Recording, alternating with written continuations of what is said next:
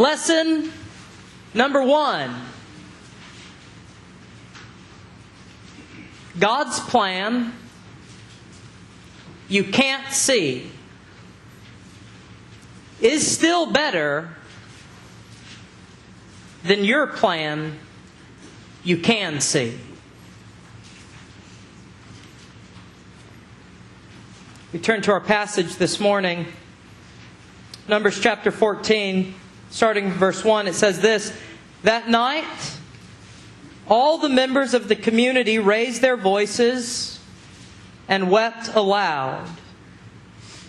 All the Israelites grumbled against Moses and Aaron, and the whole assembly said to them, "If only we had died in Egypt or in this wilderness. Why is the Lord bringing us to this land only to let us fall by the sword? Our wives and children will be taken as plunder. Wouldn't it be better for us to go back to Egypt?" And they said to each other, "We should choose a leader and go back to Egypt." This is the word of the Lord. So where are we in the history of Israel in this chapter of Numbers? Well, we're past slavery in Egypt, at least by a couple of years, far beyond crossing of the Red Sea. We're even done with the 10 Commandments and the covenant that was made with the people on Mount Sinai. Our passage comes almost on the heels of that triumphant event. In fact, one could describe everything that's happened so far for the Israel people as triumphant. It's been one victory after the other. Look at all that God has done for them so far. Look at all the miracles God has performed on their behalf. All those plagues in Egypt, splitting the sea right in half. God Himself coming down to a mountaintop and talking with Moses. Just think about that. God Himself coming down to talk to Moses. Food raining down from heaven. These are all the things that have happened to Him so far. Your average Israelite didn't need look far to find God's blessing. And yet, we find the people saying, "We should choose a leader and go back to Egypt." Back to Egypt? Back to Pharaoh? Back to slavery? What had prompted such a shocking statement? It was a report. Ooh, it was a bad report. Have you ever received a bad report? I received a text Tuesday afternoon from Karen Harchuk. "Ryan, I need you to come here now, please." I was with Dan Mohan. We both assumed that somebody was breaking into the church. I asked Dan, "How long has it been since you were in a fight?" He said, "A long time." We arrived at the church, fists ready, but no fight would occur. Karen had just learned that her 20-year-old son Tyler had died in a car accident. It was a bad report. By the way, please continue to lift up Karen and her husband Ken and their other son Jacob in your prayers as they go through this awful, awful season of life. Some of you know how painful it is to lose a child. So be praying for them. And to all of you who helped provide food for the reception yesterday, I heard that there was more than enough food. Thank you. If there's one thing Trinity knows how to do, it's feed people. So thank you. Everything stops in life when you receive a bad report. It did for the Harchuk family. It did for the Israelites as well. In chapter 13, had we read all of it, we'd find that spies had been sent over to the Promised Land to search for two things. One, what are the people like? That's the first thing. Are they organized? Are their towns fortified? Are there a lot? Or are there a little? If we're going to launch an invasion, well, we need to know what we're up against. Second, what is the land like? Is it really flowing with milk and honey? Is it fruitful and productive? The spies spend 40 days exploring the land, and in chapter 13 they bring back this report. The land we explored devours those living in it. The people we saw there are of great size. We saw the Nephilim there. If you remember from Genesis chapter 6, the Nephilim were this race of giants, a race that Goliath himself descended from. We saw the Nephilim there. They said the descendants of Enoch come from the Nephilim. We seemed like grasshoppers in our own eyes. We seemed the same to them. And then, verse 32 says this, and they spread among the Israelites a bad report about the land they had explored. Only two of the spies, Joshua and Caleb, remembered that God was with the people and that He had a plan for them. All the rest, all the rest wanted to tuck tail and run back to Egypt. What the Israelite people would learn is that often, no matter how smart we believe we are, no matter how well we prepare and plan, life doesn't always go the way we think or expect, does it? That old saying still rings true. The best laid plans of mice and men often go awry. But the problem isn't that we don't want to follow God's plans. That's not really the problem. I don't know a single Christian who admittedly would rather pursue their own plan than God's. What Christian that you know would actually admit that? The problem is all those bad reports. Yeah, those bad reports of life, they shake our confidence.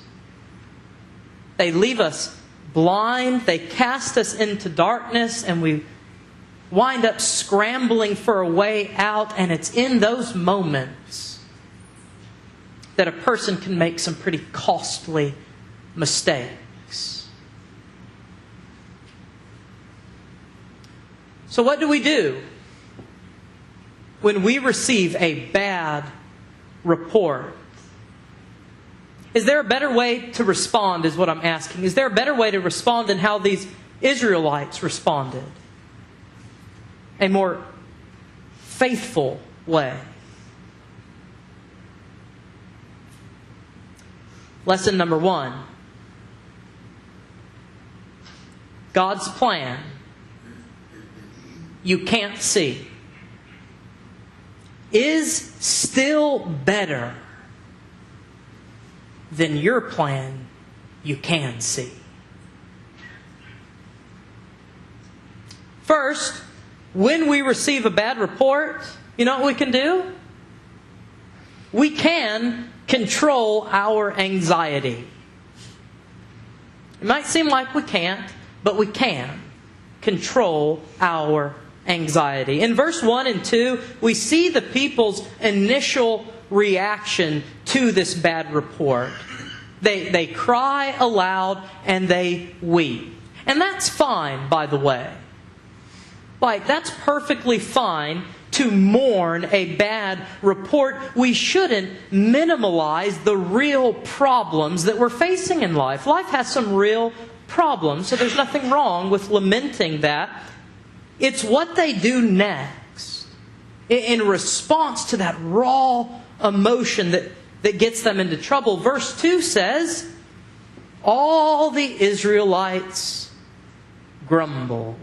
Oh, they grumbled. It happens all the time in churches, in families, in communities. Things don't go the way we expect them to. Change happens and our anxiety, it just hits the roof. Now, some anxiety is good.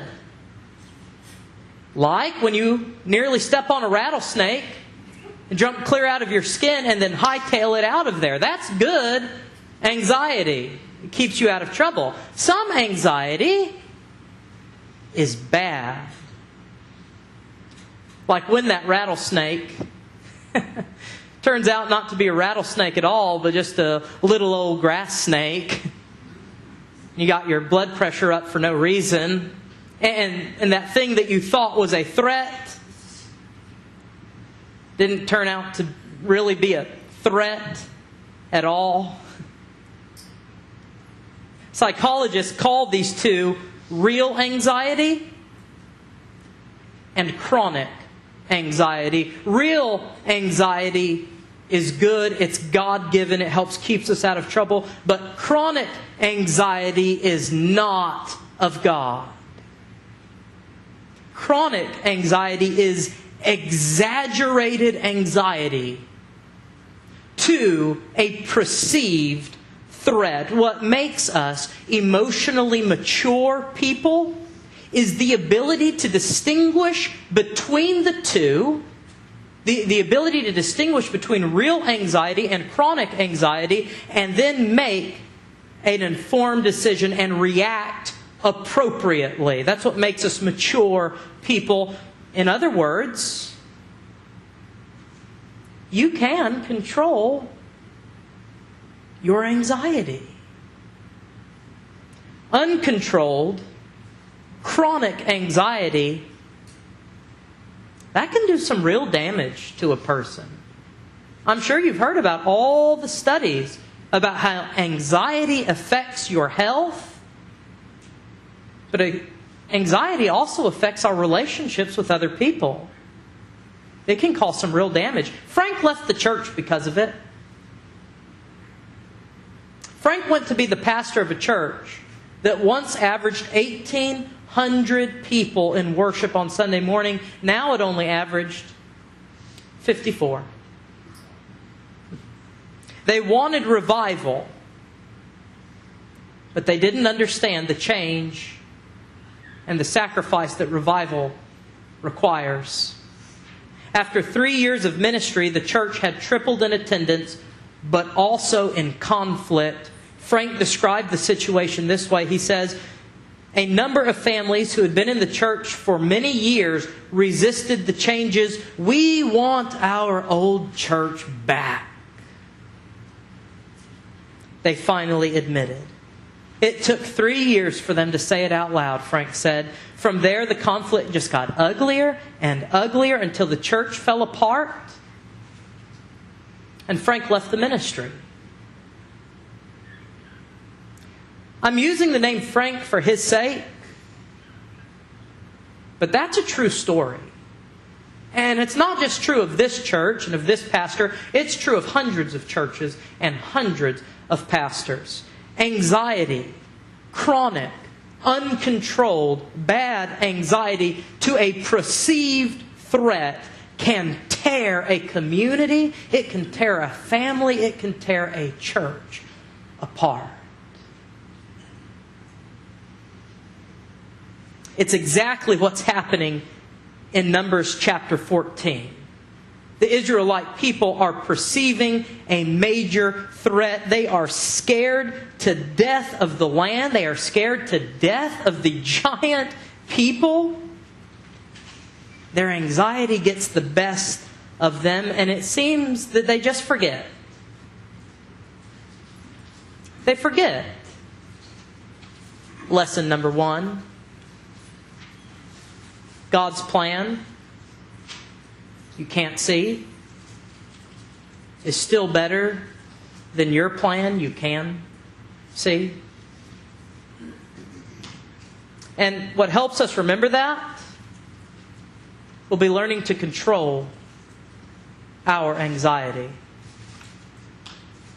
Second, when we receive a bad report, we can wait. Specifically, we can wait on God. In verses 5 through 9, Joshua, by the way, is Moses' second in command. He has to step forward. And in verses 5 through 9, he tells the people, don't rebel against the Lord. Don't do it. Don't rebel. In other words, don't go making any alternative plans. Just wait for a little bit. Don't settle for something lesser just because you don't see God's plan yet. Wait. Pull on those reins a little bit. Whoa. Just wait. We all do it, though. Anxiety gets the best of us. And then you know what happens? We start making rash decisions. And it was a rash decision. I mean, slavery over the promised land? Really? Bondage to Pharaoh over the land that is flowing with milk and honey? Come on, guys. Learning to wait on the Lord means that we will not let anxiety force us into hasty choices. And the result of that, the result is a plan that is far better than any scheme we can conceive.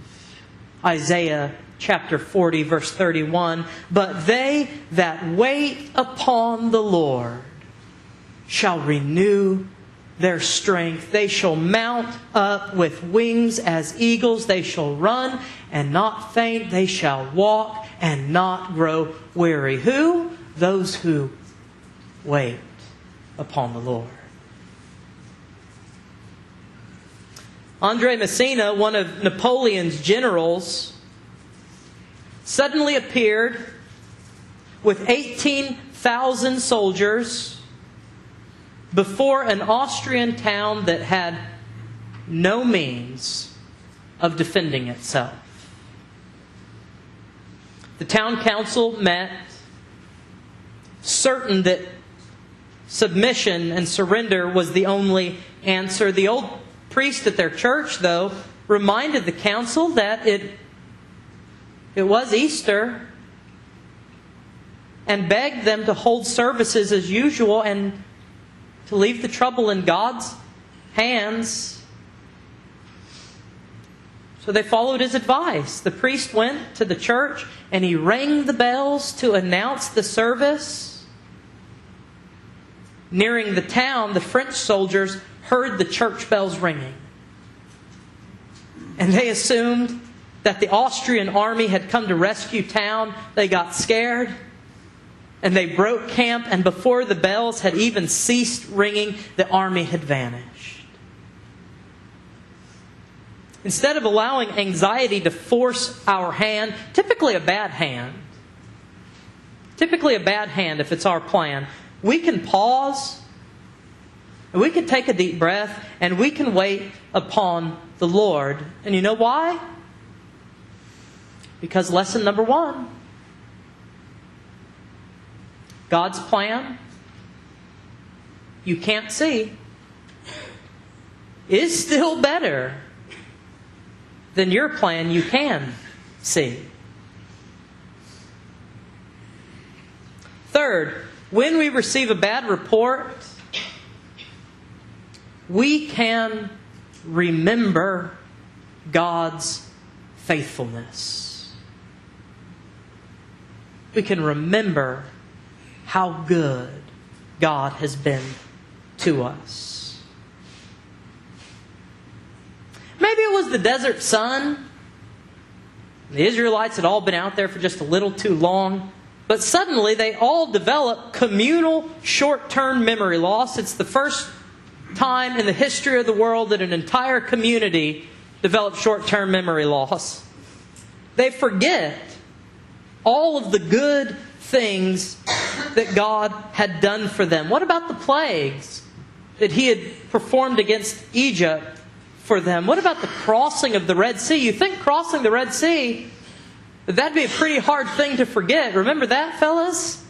What about that strange bread that rained down from heaven? What about the water that was just springing up from all the rocks around us? If they had only paused and remembered God's faithfulness to them, then they might have been able to respond in faith to Him. It's the same for us today. Often when we are searching for God's plan, we only look forward. Like we only look into the future and we say, where am I supposed to go? What am I supposed to do? I've been working with students for the past 10 years at the Woodlands, and that was their thing all the time. Where am I supposed to go? What college am I supposed to go to? What am I supposed to major in? Who am I supposed to marry? What job am I supposed to get? I'm trying to figure all this out. And I said, no. You have it all wrong. That's a hard way to do it. Trying to look forward. What we should be doing is looking backward. At all those times, God has faithfully provided for us. I don't know about you, but my life seems to be just one big example of that.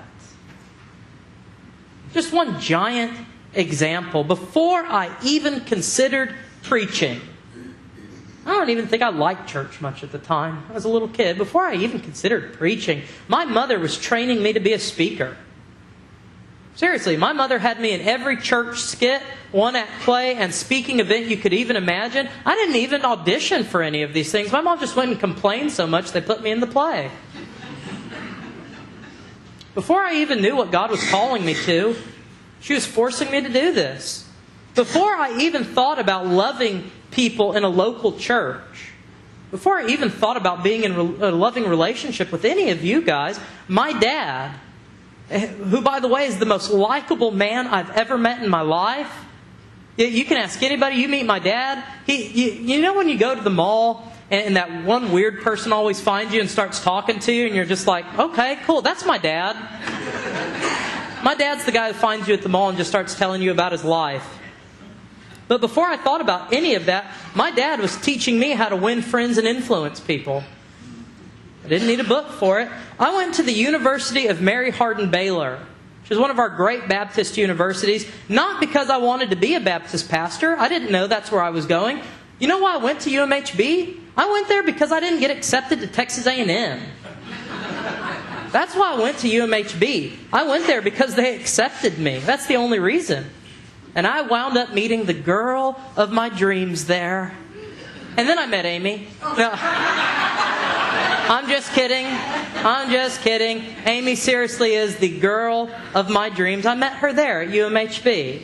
And I wound up working as a youth intern in a church, not because Not because I felt a calling on my life to full-time vocational ministry. No, I went to work as a youth intern at a church because they said they'd pay me. They said they'd pay me $50 to come every Wednesday night, and I said, you got a deal. It's the only reason I did it. You know, year after year, I almost dropped out of school. Every single semester, I almost dropped out because I couldn't pay tuition. I couldn't pay tuition every semester. They kicked me out of class one time and said, you can't come back to class because you haven't paid for this semester yet. And somehow, every semester, the money showed up. It's nearly impossible to look forward and try to figure out where God wants me to go from here. But when I look back on my life, I can see all the places where God has been so faithful and so good to me. And I can start to see that maybe there's a plan here all along. And when I see it, I can respond in faith to Him. In fact, I'm willing to bet that many of you can say the same thing about your life. And people will say, well, you're just looking for meaning in all these coincidences. That's all you're doing. Just looking for meaning. Maybe. Maybe. But how many coincidences does a person need before they start to consider that maybe, just maybe, God really is behind all this? I mean, what does God have to do to get us to see that He's real and that He is working in our lives? How many coincidences will it take for you to see it? It's not easy to understand God's plan when you can't see it. I understand that, especially when we get those bad reports. But when you look back over your life at all the coincidences. Coincidences? No. When you look back at all the places where God has been faithful to you, it makes it a little bit easier to respond in faith. It makes it a little bit easier to remember that God's plan you can't see is still better than your plan you can see. So why the book of Numbers? Have you asked yourself that question yet? I'm trying to remember, but I don't think I've even ever heard one sermon before preached out of the book of Numbers. I don't think I've ever heard one. So why this book right now for Trinity Baptist Church? It's because I feel a lot like one of these Israelites, wandering around in the desert. We've made it out of Egypt. We've made it through the chaotic waters for Israel. It was the Red Sea. For Southeast Texas, it was Hurricane Harvey. Yeah, we've made it out of it. It was hard. But we made it. And I know that we're on the way somewhere. When I look back on all that's happened so far, for you, for our church, for our community, I've got to believe that God is leading us to a land that is flowing with milk and honey. We're not there yet. But we're on our way. And over the next year at Trinity, it may feel a little bit like we too are just wandering around in the desert. So while we're there, I wonder what lessons we can learn. Lesson number 1. God's plan that you can't see is still better, far better than your plan you can see. Lesson number 2. Will you pray with me?